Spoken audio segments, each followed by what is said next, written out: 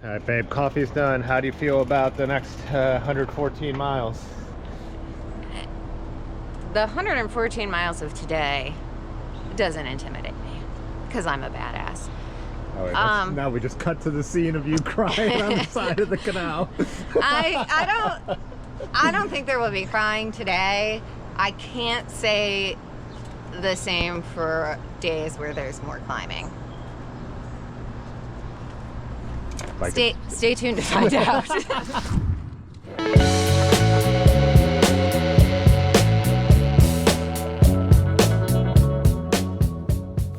So we got our bikes loaded up and ready to go at the Airbnb for what I thought turned out to be a pretty epic 5-day bike packing trip.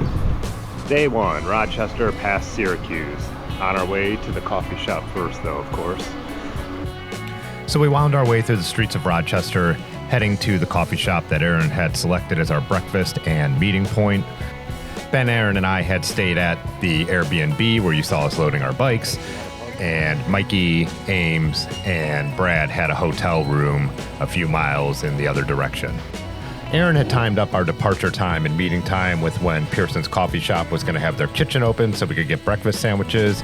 Mikey ended up meeting us there, but Brad and Ames had a few issues, I guess, with getting their bikes set up and off the car and moving the car or whatever, so they were just going to meet us down the trail. With the bigger group this year, we decided that people could kind of go at their own pace and everyone didn't have to always be on the same page, which was kind of nice. Anyways, the plan for the day was to go all the way past Syracuse to camp, and mostly on the Erie Canalway, the Erie Canal Towpath Trail. It's part of the Empire Trail in New York as well. We had made our own route though, because the Erie Canal no longer goes through Rochester and the official trail goes south of Rochester. So we took the Auburn Trail, which goes through the outskirts of Rochester, crushed stone, and it kind of goes behind a lot of the buildings that are on these stroads and then through neighborhoods. So a great trail, and I don't know how many miles we were on it for, but it kind of heads south and east and then joins up with the official Erie Canalway in Pittsford. And we actually stopped there on the last day of this trip for lunch. Here we go, Erie Canal Trail now. Being the weekend and close to 4th of July, there were a lot of people on the trail. As you can see, it's even painted and says walk your bikes. We didn't, but we were cautious. We weren't being rude. You might even want to bypass some of this and ride down the main streets to the town and just to be able to keep moving. There's a couple of the canal towns that are like that, but some of the other canal towns, you actually have to take a bridge over the canal depending on what part of it and what side you're on if you want to go and check out the towns. I think these structures here are because they drain parts of the canal and do maintenance in the winter. That might be what those are for, to section it off. Or maybe they're flood control. I'm sure somebody else knows, but I didn't exactly find that when I was trying to research what they are. You see the second set of gates here. So to me, it seems like it would be they put them down and they're able to drain it and do maintenance. I'm sure someone will let me know in the comments.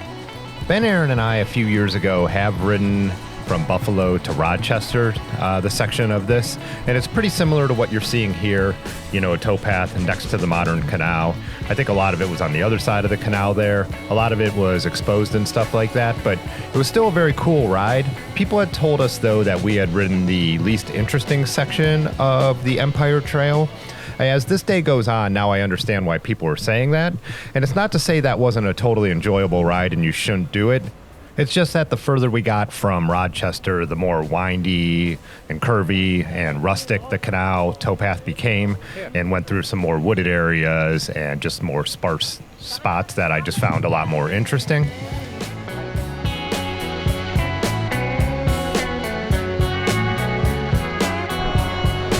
Raw dog in it.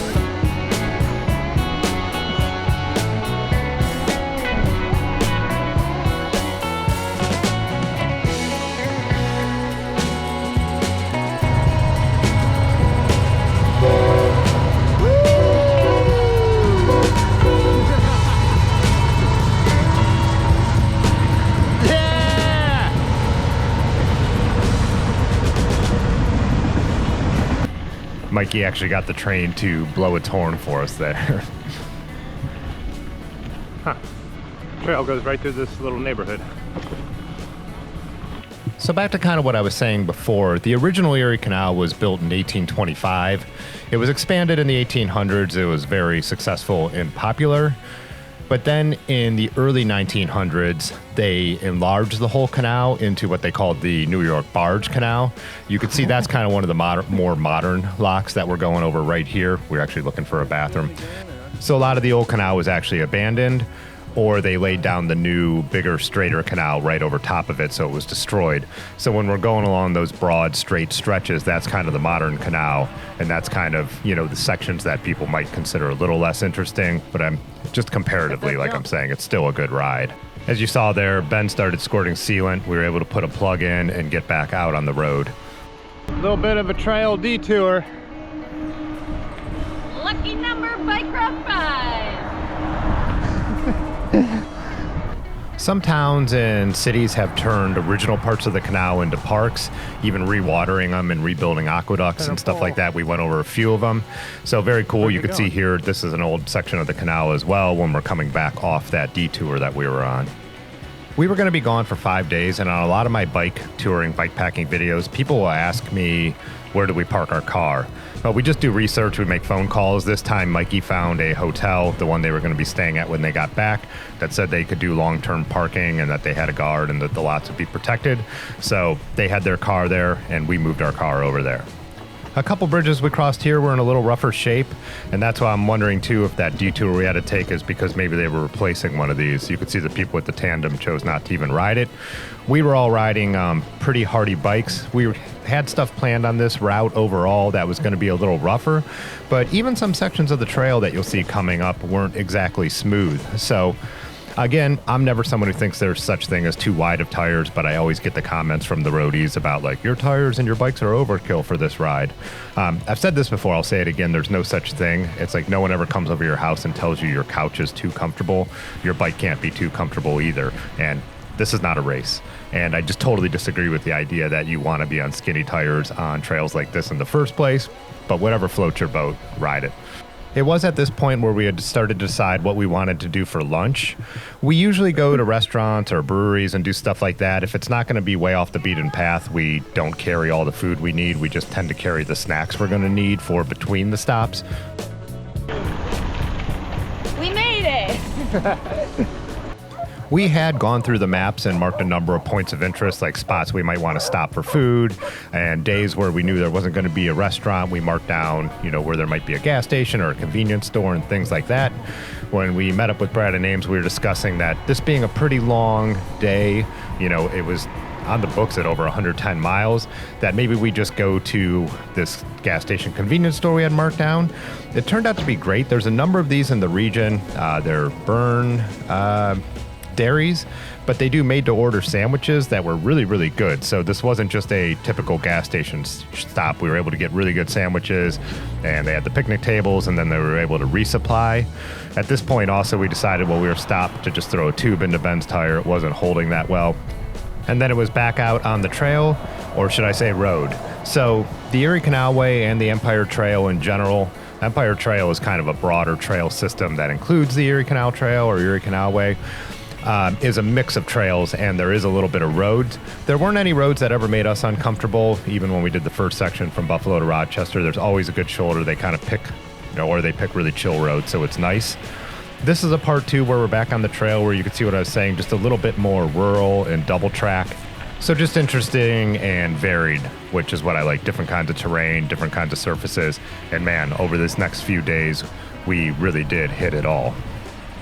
So speaking a bit to that and bike selection, I have to say on tours, I always thought I'd be a guy who wanted to be on drop bars. And now that I've got a few tours and bike packing trips under my sleeve with the sweet bars, these are the Velo Orange granola bars on my gunner, I love it. I always thought I'd want the drops to be able to adjust all my hand positions because my hands would get tired and there'd be too much pressure in different spots. Well, kind of what I've learned is if your bike is set up really comfortable, and mine, like with the sweet bars, my hands don't ever start to hurt. So the needing various hand positions kind of becomes a moot point. Tire-wise, I'm running 55 millimeter Renaers tires. They do have knobs, but I love Renaers tires because they just don't feel slow and draggy out on the pavement. And again, just total mixed terrain ride, so I loved having the 55s. You'll see later in this trip we are off on some gnarly terrain where grip was necessary.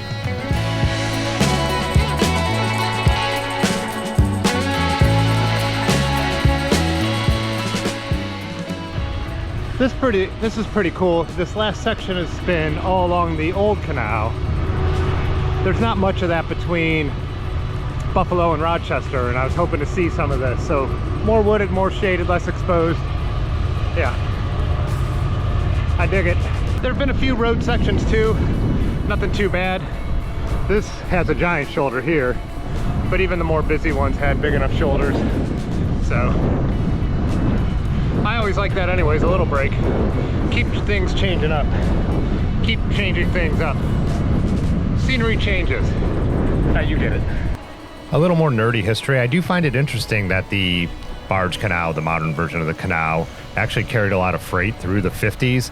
It declined from the 50s into the 90s, and now it's almost all just recreational. But there is still a little bit of freight that does go down the modern Erie Canal. Are we going to grass? Yeah, cross is coming, right? So unexpected, you know, we just riding on the roads, riding on the trails, then all of a sudden we hit this grass section. So as I'm saying, just it keeps changing up. It's pretty cool. It makes for a really enjoyable ride. You could road bike this trail, but I wouldn't want to. 55 are overkill for a bike trail.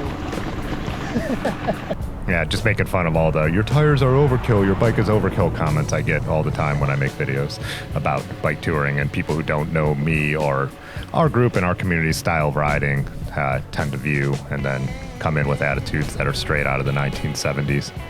It was at some point here where we actually left the official route. I think it's probably because when we planned it, we put in, you know, Rochester and Syracuse and bike directions, then tweaked it, and we didn't use the actual Empire Trail maps. So we did get some hills in through here, but basically what happened is at Savannah, the official route drops down to the south and follows the big U in the canal. We pretty much didn't do that. We took this road and then went into the northern section of the Montezuma Wildlife Area. This section became really pretty and cool. It was a unique area to ride through. Grab, grab!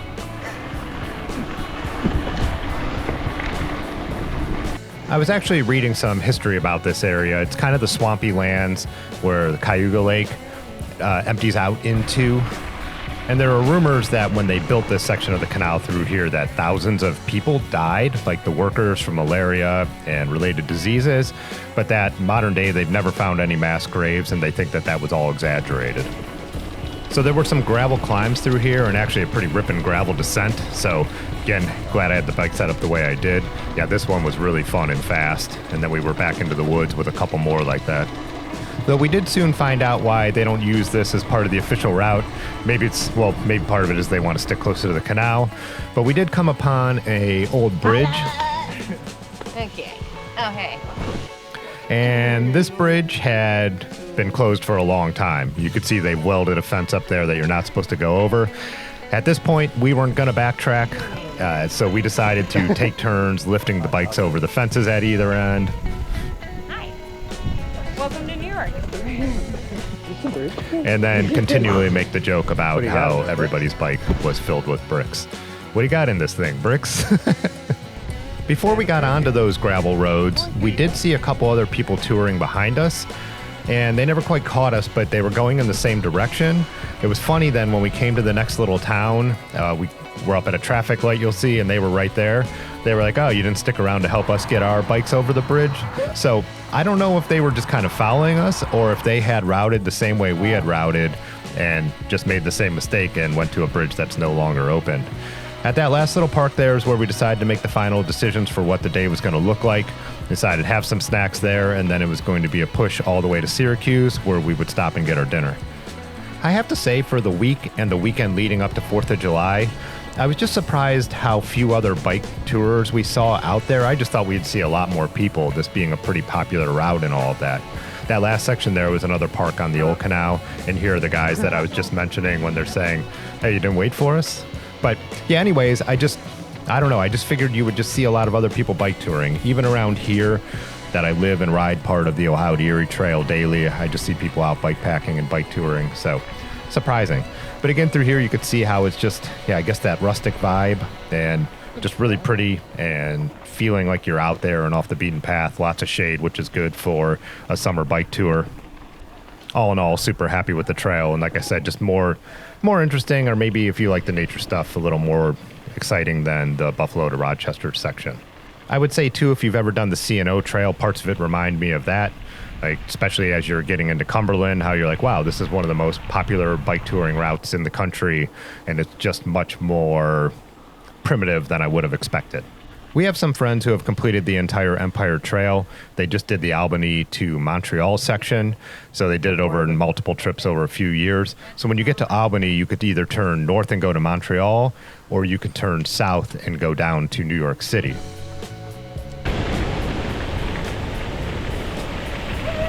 Cute. That's how I was talking about you, babe. I think you're cute. I get it. I think you're... I believe that was another restored aqueduct there. So yeah, we have not yet done the Syracuse to Albany section, so I think that would be a really cool tour to plan for the future, and then decide if we want to go Albany to Montreal or Albany down to New York City. We've ridden a few parts just right around the city of Albany, and then we stayed in Kingston last year in the Hudson Valley, so saw a few parts of the Empire Trail as it heads south through that area, but I would like to string the whole thing together eventually.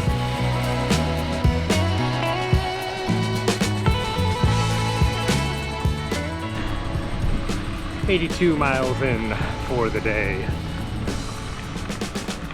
Looking forward to some burgers in Syracuse.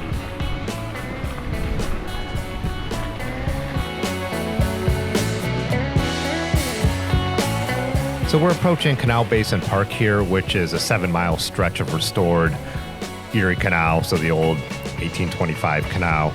We obviously weren't going to be stopping or spending any time, even though it seems like it would be a cool area to do that in. We were trying to get where we were going. We knew it was going to be getting late. But even with that, it was still cool to see from the bikes, like this restored old aqueduct right here. You just don't get to see a lot of actual watered aqueducts. You know, on my bike ride just last night, we were going over a bridge where there used to be an aqueduct on the Ohio to Erie Canal that has probably not had water in it in 100 years. I always find the concept of bikepacking and bike touring to be interesting because you're always trying to make those decisions of how much do you want to see, how much do you want to stop, how much mileage do you want to cover, and you know, all those things kind of can contradict each other, and it's just you have to balance the way you want to do your tours. You know, I watch some videos where people just do, even on flat trails, 40 miles a day, but then they stop and see all the history and spend more time eating and all that kind of thing. It just, you know, it's always a tough decision. And then a lot of times I feel like you could do the same trip multiple times because depending on where you make your stops and all that would change it up considerably. Here we're getting into Syracuse. When we come along this lake, Onondaga, I think. I'll get corrected. Why even try and pronounce it right? This is a section that we've actually done before because when we stayed in Syracuse on our way out to Nutmeg in Connecticut, we did a whole loop around this lake, which was really cool. So this was a little familiar and a section that we had been on. Syracuse is also bypassed by the modern canal now, but then there are just like different markers and reflecting pools and stuff in the downtown that show you where it was. We were definitely all very ready for a nice sit-down dinner. It turned out to be a little bit funny because at our last snack stop, we picked a restaurant, put that in the map so we knew where we were going. And when we pulled up, I looked and I'm like, we've been here before. We ate here the last time we were in Syracuse. So yeah, our good taste came back around and we ended up at the exact same restaurant. People often ask us what we do with our bikes when we go inside places. We tend to we all pull out our locks, we lock all the bikes together, we try to lock them to something else. With heavy touring bikes, it usually doesn't even matter if they're locked to something else, it'd be such a pain to get into. But in general, the other thing we try and do is just put them somewhere where we can see them. So we tend to eat on patios if we can and stuff like that. This was one of the few nights that was an exception. It was getting a little chilly outside and they were kind of a little out of sight. Me and Ben actually got up a couple times and just peeked out at them. But we've yet to have an issue. You know, everyone's got to do what they feel comfortable with. But in general, it's the idea of keep them on a patio, try and sit by a window. But yeah, throw some locks around them. So after getting through the downtown and then going back out onto the trail actually kind of goes through the parts of town that are more commercial, you know, your AutoZones, your Walmarts, all that kind of thing. But they had done a really good job of putting it down the median of this road You can see they planted a lot of trees that are growing up and will continue to grow up and shade the trail. So you do have to go through traffic lights. They did a good job to like turn the trail so it crosses at favorable angles and stuff like that. We were just talking about it as we were riding it. This is a case where they definitely made lemonade out of lemons. So all in all, pretty happy with it. And you know, you just got to do the best you can because American cities on the outskirts just really suck. And suck as I mean, they're just totally designed for cars. You can't do anything without a car.